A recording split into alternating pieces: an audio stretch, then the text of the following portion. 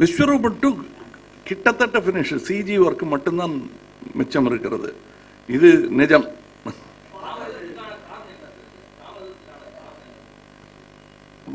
மனிதர் தான், மனிதர்கள்னு சொல்ல பாருங்க. களரி இல்லைங்க, தையம் என்ற ஒரு 1000-1500 வருடங்களுக்கு முன்னால், அதாவது பிரெஞ்சுக்காரர்கள் சரியாக பிரெஞ்சு பேசுவதற்கு முன்னால், அது நான் சொல்றேன். இல்லை கேளுங்க, இது அந்த ஆட்டக்களரின்னு அவங்க போடுறதுக்கு காரணம் வந்து, இதில் ஆட்டக்களரிங்கிறது வந்து ஆலோசனை வழங்கி இருக்கிறார் ஜெயச்சந்திரன் என்பவர்கள். அற்புதமான நடன கலைஞர்களையும் சில பேர் அது வேற யாரும் செய்ய முடியாது அந்த மாதிரியான விஷயம். அதற்கான பயிற்சியே தனி. அவர்கள் இதில் சம்பந்தப்பட்டிருக்கிறார்கள். பார்க்கும்போது உணர முடியும் அந்த பயிற்சியின் தன்மை.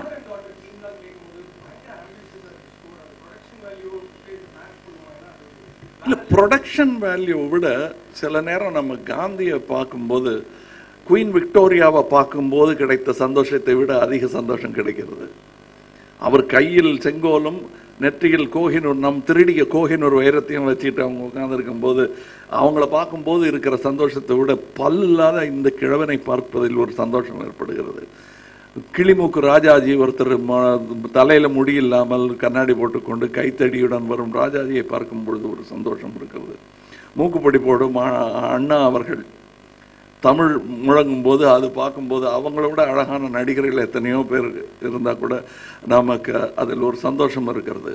ஆக பிரம்மாண்டம் என்பது வந்து அரங்க அமைப்புகளில் அதில் அதுவும் இருக்கு கொஞ்சம், பட் அது அல்ல.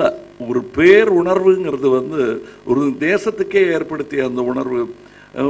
காந்தி நடந்து வருவதையும் போட்டுவிட்டு வைஷ்ணவ ஜனத்தோ அல்லது ரகுபதி ராகவராஜராம பார்த்தால் ஏற்படும் உணர்வு எந்த ரீ ரெக்கார்டிங்க்கும் எந்த சினிமா காட்சிக்கும் கிடைக்காத ஒரு தனி.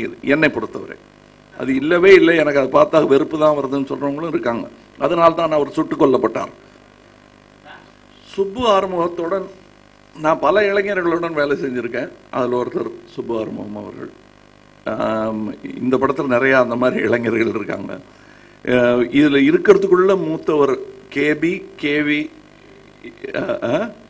கே விஸ்வநாத், கே பாலச்சந்தர் அவர்கள். இவர்களெல்லாம் விட மூத்தவர் அவர். ஆனால் அவர் சொல்லும் கதைகள் கேட்பதற்கு அவர் ஒரு பெருங்கூட்டத்தை ஒரு 3 மணி நேரம் போவது தெரியாமல் இருந்து கேட்க வைக்கக்கூடிய திறமை உள்ளவர். இந்த வயதிலும் அதை செய்து கொண்டிருக்கிறார். இந்த வில்லுப்பாட்டு என்றும் ஒரு கலையை தொடர்ச்சியாக வாழ வைத்துக் கொண்டிருக்கும் சில கலைஞர்களில் அவர் ஒருவர், மிக முக்கியமானவர்.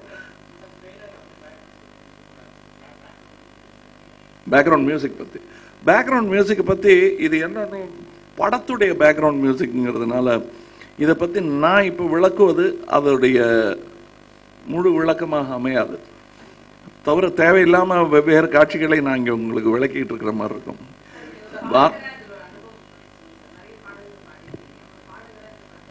ரொம்ப அற்புதமாக இருந்தது.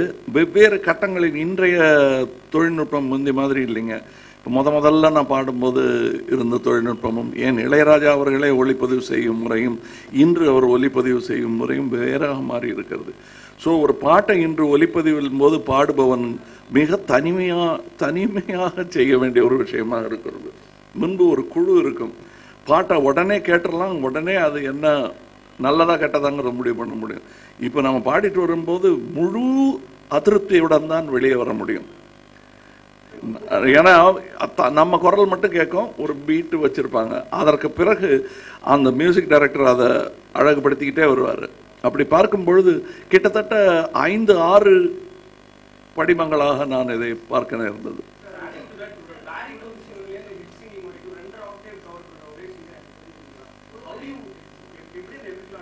இல்லை, அது நீங்கள் பார்க்க வேண்டிய ஒருத்தர் 3 ஆக்டேவ் பண்ணுற ஒருத்தர் இருக்கார். அவர் தான் எனக்கு இசை கொஞ்ச நாள் கற்றுக்களும் கொடுக்கும் அகௌரவத்தை தனக்கு ஏற்படுத்தி கொண்டவர் திரு பாலமுரளி கிருஷ்ணா அவர்கள்.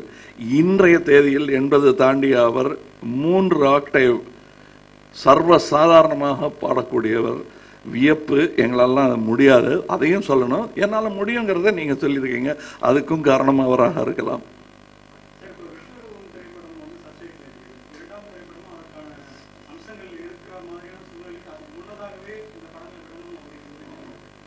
எதுங்க? அதெல்லாம் இல்லைங்க, நாங்கள் ரெடி ஆகி 1.5 வருஷம் ஆச்சு. அதுக்கு எனக்கு என் கையில் இல்லை. ஏன்னா அது என்னுடைய தயாரிப்பாக இருந்தால் இந்நேரம் சர்ச்சையெல்லாம் கடந்து அது கண்டிப்பாக உங்கள் மடியில் விழுந்து தவழ்ந்து கொண்டிருக்கும். யார் கண்டா விஸ்வரூபம் 3 எடுத்துக்கிட்டு இருப்பேன்.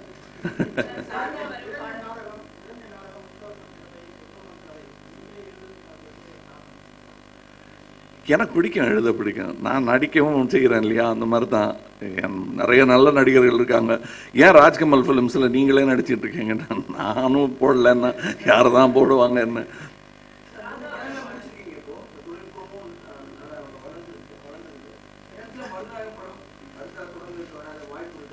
இருக்கு, பேசிட்டு இருக்காங்க. அவங்க கிட்ட நான் அதோடைய முழு வீச்சு என்ன என்பதையும் விளக்கி சொல்லி கொண்டிருக்கிறேன்.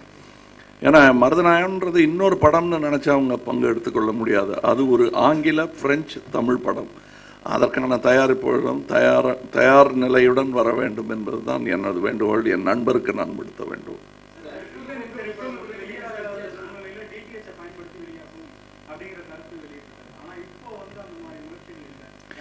ஏன்னா பதறாங்க. புது முயற்சிகள் வரும்போது இது இருக்கிறது போயிடும், இந்த கண்ணும் போய்விடும் என்று பயப்படுகிறார்கள் ஒற்றை கண்ணர்கள்.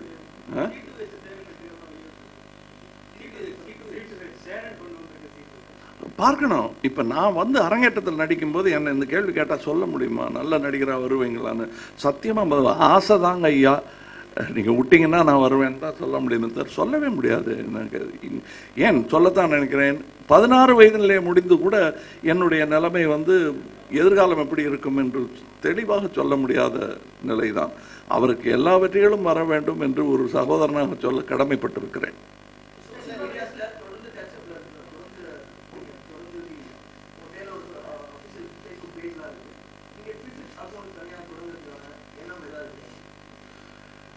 அது ஒவ்வொருத்தரும் ஒவ்வொன்றும் செய்வாங்க, சில பேர் செய்ய மாட்டாங்க. இப்போ ஜெயகாந்தன் அவர்கள் தொடர்ந்து சிறுகதை எழுதவில்லை. ஏன்னு கேட்டால் வள்ளுவனை கேட்காத கேள்வியை என்னிடமே கேட்குறீங்க. 1333 குரல் தான் அவர் எழுதிட்டு முடிச்சிட்டாரு, அதோட போதுன்னு. அது மாதிரி நானும் முடிச்சுட்டேன்ற அந்த மாதிரி நானும் எழுதலை, அவ்வளோதான். இருக்கேன். கடவுள் இல்லாமல் உண்டா இந்த உலகம்?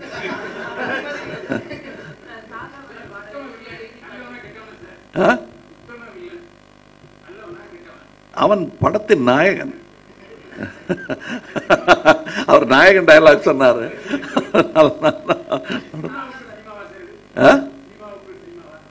இருக்கலாம், பாருங்களேன். நீங்க எல்லாத்தையும் குட்டையும் போட்டு உடைக்கணும்னு நினைச்சீங்கன்னா அது என்ன?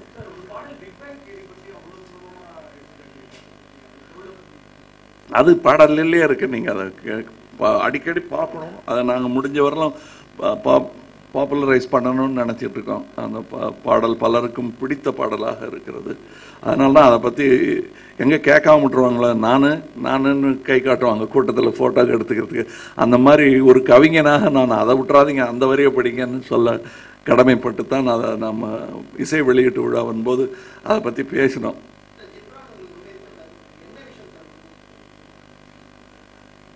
அவர் தொழில் முனைப்பு, focus on the work and ஒரு ப்ரீஃபிங் கொடுத்தோன்னா அது தலையாய கடமையாக எடுத்துக்கொண்டு செய்யும் ஒரு விஷயம். தானும் ஒரு பகுதி தான் இந்த சினிமா என்பதை தெளிவாக புரிந்து கொண்டவர். நான் தான் சினிமா எனும் அகந்தை இல்லாமல், என்னை போலவே சினிமாவின் ஒரு பகுதி தான் நாம், வெல்லப்போவது கடைசியாக சினிமா தான் என்பதை தன்னை முன்னிலைப்படுத்திக் கொள்ளாமல் தன் கலையை முன்னிலைப்படுத்திக் கொள்ளும் ஒரு இளம் கலைஞர்.